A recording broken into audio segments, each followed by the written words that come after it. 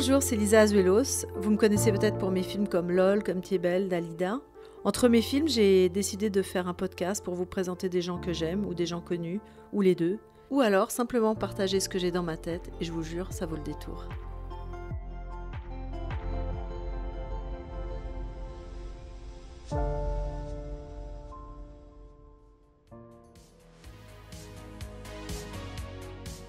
Et voici le deuxième épisode de Azuelos Angeles, une série spéciale de 3 épisodes que nous avons enregistré il y a quelques temps à Los Angeles, ville où on s'est rencontrés avec Lisa et on a vécu tous les deux. Moi c'est Anton, avec Lisa on fait ce podcast, et ce soir on fait la route en direction de l'anniversaire d'un ami à elle, à Beverly Hills. Et comme d'hab, on profite de ce trajet pour refaire le monde.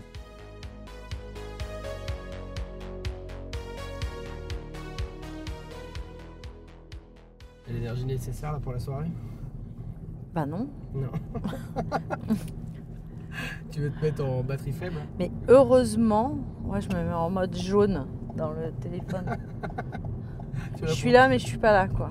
Ah, t'arrives à faire ça? Ouais. Ah, c'est bien. Non mais là si je vais, ça me fait plaisir d'y aller parce que ça fait longtemps que j'ai pas fait une grosse soirée, que peut y avoir du monde sympa. Ouais, c'est rigolo. Et puis lui c'est le fils de celle qui m'a inspirée Comme tu es belle, qui avait un salon de beauté à Neuilly qui s'appelait Carlotta. D'accord. Et voilà. Alors ça c'est ma copine qui m'appelle. Allô? Ouais, ça y est, on vient de partir là. On sera là-bas à 20h. Ah ben c'est au Muséum Brainwash, pardon. Je pensais que tu savais Mr Brainwash, c'est à Beverly Hills. Mais à mon avis, tu vas mettre 20 minutes max, toi. Bisous, ciao. Et alors, il est DJ, c'est ça? Non, il bosse dans la musique, celui... Ouais, Ok. je le connais depuis super longtemps. Mais il a été hyper helpful, comme on dit, quand je suis arrivée ici. Il m'a présenté pas mal de gens. T'arrives ici, je trouve que les gens, ils essayent vachement de t'aider. Ah, attends, ça, c'est super dur à faire. Je vais te donner les plans, je vais faire ci pour toi. Je sais pas si c'est pareil partout, chez tous les expats. Je pense que c'est Mais pas pareil chez tous les expats. Il y a beaucoup de gens qui, quand t'arrives, qui se méfient un peu que tu leur voles leurs rêves, tu vois. que tu leur voles leurs rêves. Ouais. C'est-à-dire, comment tu voles un rêve? Bah, c'est-à-dire qu'eux, ils ont un rêve qui est leur but et ils ont peur que toi, t'y Que arrives. toi, t'y arrives. Ah ouais. Oh, c'est moche ça. Et que du coup, il n'y ait plus la place. Où est-ce que c'est mal? Et ouais. Il y a un peu T'as ça, été tu sais. confronté à ça, toi, un peu? Un peu, ouais, des gens qui disent ouais, non, soit qui essaient de te décourager, Ouais. Ah ouais. soit qui te donnent des infos qui sont pas les bonnes. Ah mais ils sont très méchants, tes amis. Non, alors du coup, c'est pas mes amis, mais Ouais, du coup, c'est ouais. des gens à qui j'étais confronté un peu au début. Par chance, mon meilleur pote vit là depuis 10 ans, donc c'était pas vraiment des gens sur qui je comptais, tu vois, mais ouais, j'ai été confronté à des gens qui essayent un peu de t'expliquer que c'est pas bien, en fait, c'est pas le rêve il est pas génial, tu vois. Ah bah tu vas vite déchanter, hein, crois-moi. C'est ça, ouais. Non, mais ça sert à rien, non, c'est trop compliqué. Bah, en fait, pourquoi tu es là alors? C'est très compliqué, rentre.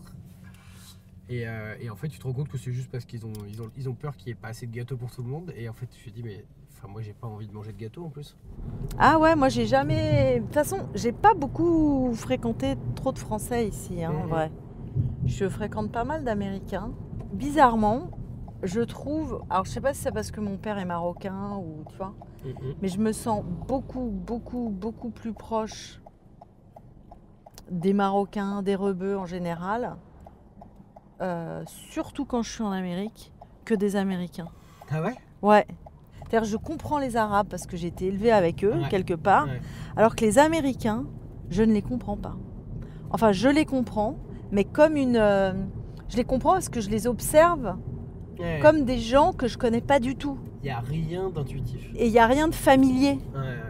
Tu vois, moi, mon père était marocain, donc quelque part, j'ai toujours été bercée dans la culture marocaine. Ouais. Et je me rappelle à une époque, il y a 10 ans quand j'étais ici, je flippais complètement à un moment, ça se passait très mal, il m'avait viré du film, que je montais, il m'avait viré de la salle de montage, je me sentais hyper seule. Ah ouais. C'était un moment un peu dur, je m'étais cassé le bras, enfin, c'était pas marrant du tout.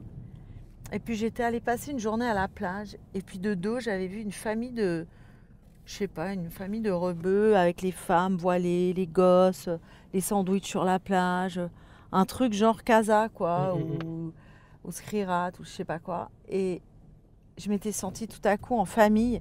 Et c'est là où ça m'avait vraiment interpellée. Je m'étais dit, mais en fait, c'est pas pareil que les Français, et c'est pas la même mentalité, c'est pas la même pensée. Mais du coup, pour moi, c'est très intéressant. C'est fascinant. Ouais. En fait, j'aime me sentir pas chez moi. Je crois que c'est ça ma zone de confort, en fait, comme j'étais en pension tout le temps quand j'étais petite. Je crois qu'il y a un côté zone de confort pour moi à pas me sentir chez moi. Je sais pas où c'est chez moi. Alors c'est vrai que maintenant, chez moi, c'est moi en tant que maman qui ai recréé une famille à Paris, etc. Mais c'est vrai que quand les enfants sont grands, tout à coup, tu te dis, mais c'est pas chez moi, c'est chez nous, c'est chez les enfants, c'est moi en tant que maman. Mais je suis plus complètement cette femme. J'ai envie d'être plus seule que ça, plus différente. J'ai envie d'être vraiment moi-même. Et à Paris, en fait, je suis trop la personne que les gens ont connue. Aux États-Unis, ce qui m'a fait beaucoup de bien quand je suis arrivé, c'est que j'ai pu me représenter à moi-même et aux autres. Mais ouais. C'est-à-dire, j'ai dit, ah bah en fait, quand je me présente, je vais pas me présenter comme je me présente en France, parce qu'on me connaît comme ça, donc je suis enfermé là-dedans. Je vais me présenter comme je me sens vraiment. T'as changé quoi, en fait ? Je me suis pas excusé d'être ce que je faisais un peu en France. J'avais l'impression parfois d'être trop gros, de prendre trop de place, d'être trop intelligent, trop bête, mais jamais au bon endroit. Et du coup, quand j'avais l'impression d'être trop intelligent, du coup, je me mettais au niveau des autres. Quand j'avais l'impression d'être trop bête, je me taisais. Quand j'avais l'impression d'être trop gros, je me cachais. Ouais, t'as raison. Hein. C'est vrai que j'ai pas être au bon endroit.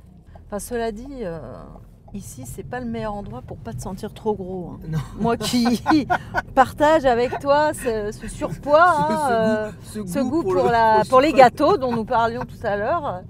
Qu'on veut bien partager, mais pas trop. Qu'on veut bien partager entre nous deux, déjà. Mais en même temps, ils sont mignons, les Américains, parce qu'ils font vraiment l'effort de t'inclure, même si c'est woke, même si c'est obligé, même si ça vient pas du cœur.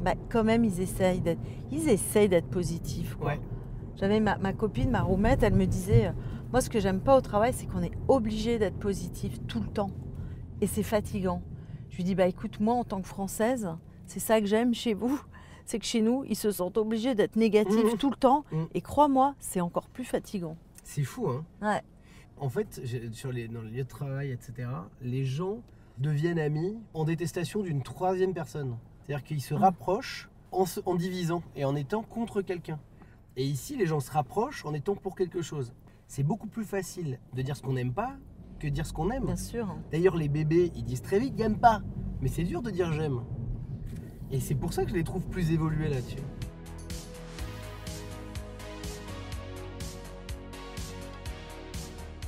Et Mr. Brainwash est très sympathique aussi.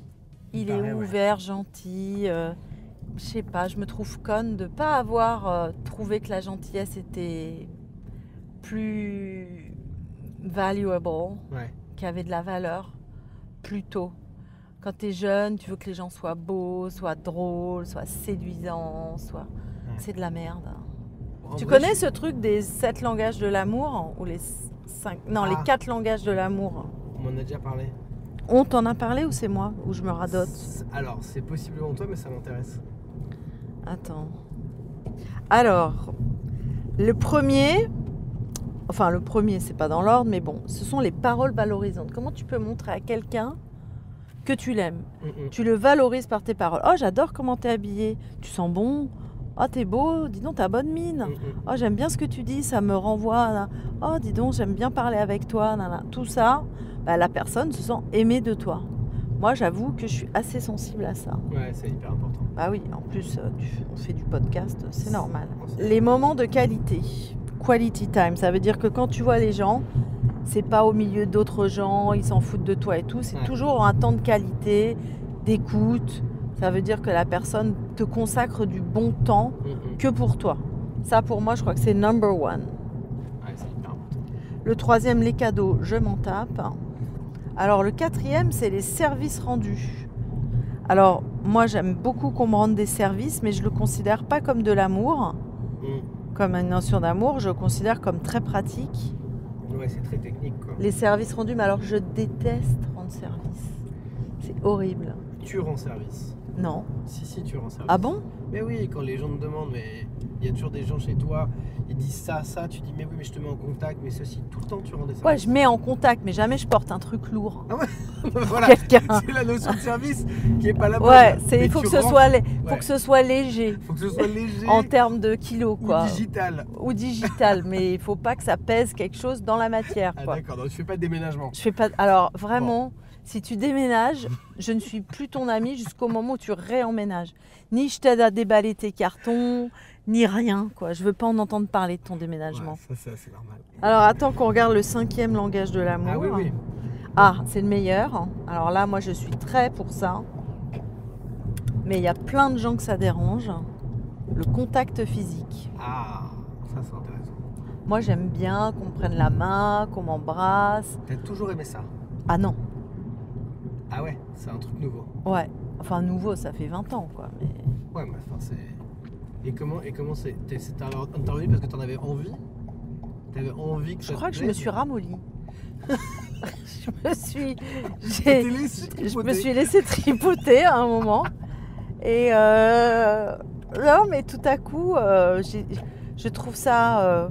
Et alors, dans le contact physique, j'inclus le regard. Maintenant, moi, quand je rencontre ouais. les gens, direct, je plonge dans leurs yeux. Celui qui peut pas aller dans mes yeux ou que ça le gêne, ben, je l'aime pas. Nous voilà garés et déjà dans la soirée. En à peine 10 minutes, Lisa a parlé avec environ une dizaine de personnes. Donc Cathy Guetta, une vieille connaissance. Et même dans une soirée à l'autre bout du monde, elle parle de leurs enfants. Et hop, Elle a quel âge bien? Elle a 15 ans. Ah ouais, elle est petite Ouais, encore. oui, elle est petite. Elle a l'âge, tu sais, chaque fois ça me reste dans la tête. Elle a l'âge de ta fille quand toi t'es venue. Et que tu m'avais dit, tu sais Cathy, ça, c'est pas évident parce qu'à 15 ans, parce que c'est pas ta fille qui s'était pas trop bien fait, que toi tu voulais la faire venir. Tu m'avais raconté dans l'avion que c'était pas facile parce qu'on les déracine de leurs copains. Pour moi, je te dis pas le travail que j'ai fait. Ah bah oui. Je suis repartie 3 mois après pendant les vacances, les copines sont venues pendant les vacances, ça, je te dis pas. Bon, maintenant ça va, elle a son petit monde et tout, ça va. Ça y est, elle s'est recréée. Ouais. Elle est académique, elle adore, elle est bon, c'est incroyable. Tant mieux. C'est incroyable, surtout que la mère, en seconde, moi j'ai arrêté les Alors études. que moi, méga bonne en études, j'en ai pas un qui a fait des études. Enfin, si j'en ai une quand même qui a fait McGill, mais ils ont pas kiffé les études. Ils ont pas kiffé. Ouais, c'est des gens de terrain, moi. Les Mais gens. voilà. C'est marrant, hein. Mais elle dit ça va être comme ça aussi. Lui il veut faire sport management, le truc, le machin, avoir son équipe de foot ou son stade, ou faire le business. Il parle, il me dit maman, il faut que je parle aux gens, que les gens me parlent. Chicote-toi. Ouais, je suis sûre que lui il va pas être comme sa sœur. Bon, elle dit c'est différent. Bon, voilà. C'est trop bien. Ma félicitation pour ton dernier film, que je n'ai pas encore vu. J'ai pas Elle eu est cette sur chance. Amazon. Hein, il est sur Amazon? I Love America. Ok, ouais. Ouais, il est sur Amazon. Ouais, le thème me plaît beaucoup. Bah là, je viens d'écrire un film américain, je veux faire un film américain. Ah ouais. Ah ouais, là, c'est mon but, moi, c'est de faire un film ici. Après, j'aurais fait mon rêve. Après, je peux partir à la retraite. Même si j'ai pas ni 62 ni 64. Bah non. Et puis tu partiras pas à la retraite. Arrête. On n'est pas des nanas pour partir à la retraite. Non.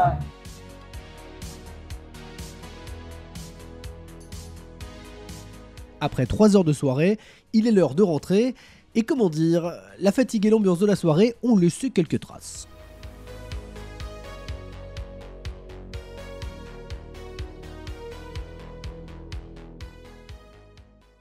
Tu connaissais tous ces gens? Il y a plein de gens que je connaissais pas.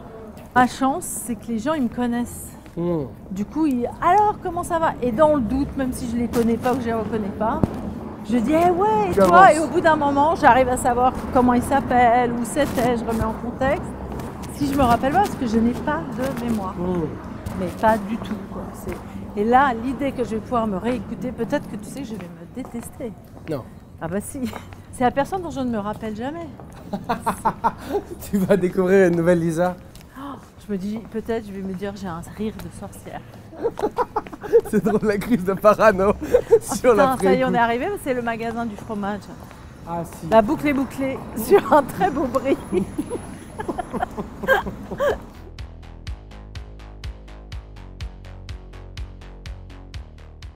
Je vais jamais me sortir de cette voiture. Ça faudrait déjà qu'on y soit bien rentré. Ah, ça fait Mais un bien fou de s'asseoir. C'est agréable, hein. Oh là là, j'étais épuisée. Mais tu vois, je vais me rendre compte de tout ce qu'il y a dans ma tête, quoi. C'est n'importe quoi. Ah, mais il y a des trucs très drôles. Toujours l'impression, mais c'est fou. On a beaucoup rigolé, mais c'est génial parce que t'imagines, tu t'es jamais souvenu de ces moments-là. Jamais. Tu vas être témoin de ta propre existence. Mais ouais, C'est absolument génial. j'espère que je vais me plaire. Ah, écoute, Parce que c'est pas sûr. Moi, j'ai une image de moi où il y a quand même 92% de trous noirs. Donc, si tu veux, ça arrange ma matière. Hein. j'adore l'idée. Bah, c'est vrai. Non, mais je sais aller chez moi. Tu peux ne pas regarder. Ah ouais? Ouais. Mais tu vas me dire? Hein? Bah Tu oui, vas- je vais te le dire. Hein. Je vais pas le casser pour toi. Tu vas le Déjà, garder tu pour me toi. ramènes. Si je te... Non, j'ai pas envie de te dire le chemin.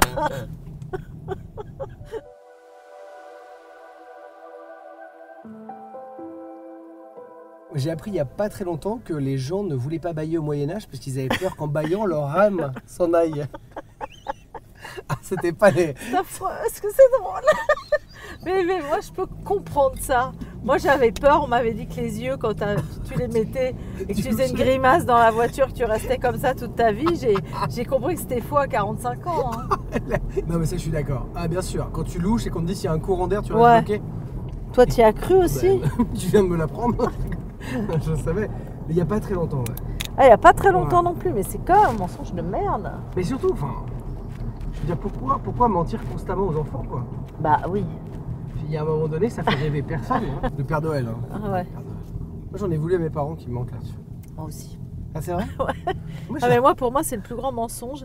Et du coup, moi, je me suis retrouvée face à ça avec mes enfants.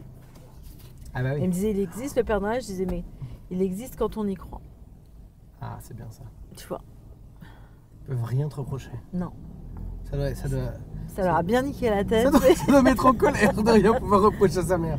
Oh bah Mais- t'inquiète les gosses, alors il y a un truc. Ils trouvent toujours un truc. Ils trouvent toujours un truc à te reprocher.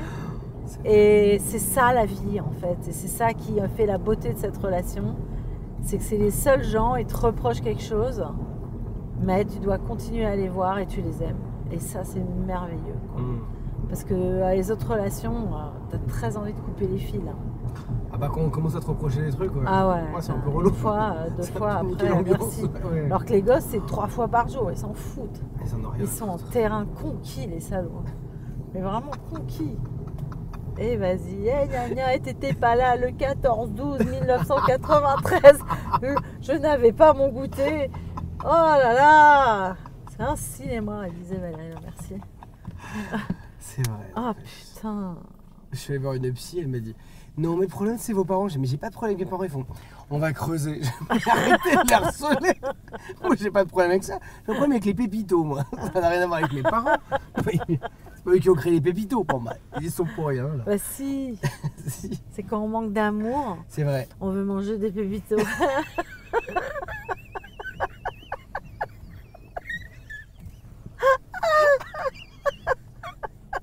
C'est si vrai. C'est vrai. Hein. Ou alors, c'est seulement quand on a envie de manger des pépitos On a peut-être raison là. qu'on en mange. Juste qu'on aime les pépitos. Ouais. On accuse nos parents pour rien. Ouais. Putain, en fait, c'est ça, quoi. hilarant. C'est tous les gens qui assument pas leurs conneries. Ils disaient, mes parents. Je lui manquais d'amour. Non, tu es gourmand, Benoît. Tu es un gros gourmand. C'est tout.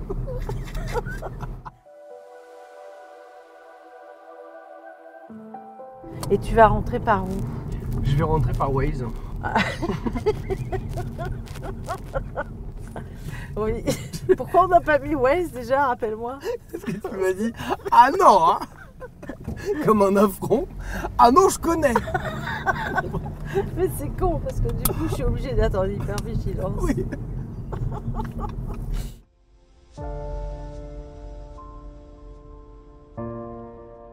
Et voilà, cet épisode est terminé. Merci d'avoir écouté le Lisa Azuelos podcast. Et si vous avez envie de me soutenir ou que vous aimez mes podcasts, n'hésitez pas à vous abonner sur tous les réseaux sociaux. Tous les liens sont en description. Vous pouvez aussi vous abonner et ou en parler autour de vous. À bientôt. Merci beaucoup.